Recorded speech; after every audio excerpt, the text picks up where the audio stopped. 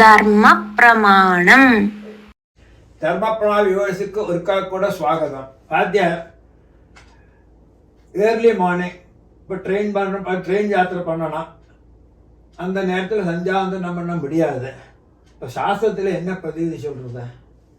Early morning இப்போ train வருது இல்லை ஃப்ளைட்டுக்கு நம்ம போகிறோம். இப்போ ஒரு 4 மணிக்கு ஏர்லி மார்னிங் 4 மணி ட்ரெயினாக மிச்சம் போல இப்போ பாம்பேக்கு போகிறா, டெல்லிக்கு போகிறா, அங்கேருந்து கேரளாவுக்கு வரா. சந்தியாவந்தனத்தோட காலம் வரும். அப்போ அந்த காலம் போயாச்சு வெளியே நம்ம சந்தியாவந்தனம் பண்ணாக்கி இருக்கிறத நம்மளோட பேதமாக்குது. ஆற்றுல இருந்து இறங்கிறதுக்கு முன்னாடி என்ன ஸ்நானம் பண்ணுவோமே, அது എത്ര നേരത്തെ ആയാലും ശരി ഇല്ല, രാത്രിയൊക്കെ 3 മണിയൊക്കെ 2 മണി ചൊല്ലണ്ട.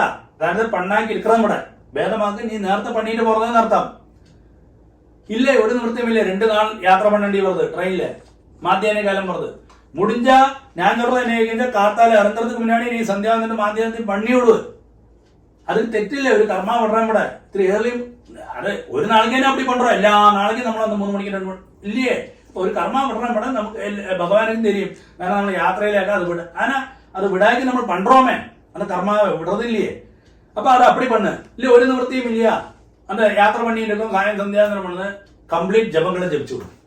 உட்காந்து கம்ப்ளீட் ஆத்ம பேம ஜபங்களை മനസ്സിൽ ജപിച്ചു വിടും. அந்த சன்ரைஸோ சன்செட்டையோ മനസ്സിൽ വിചാരിച്ചത്.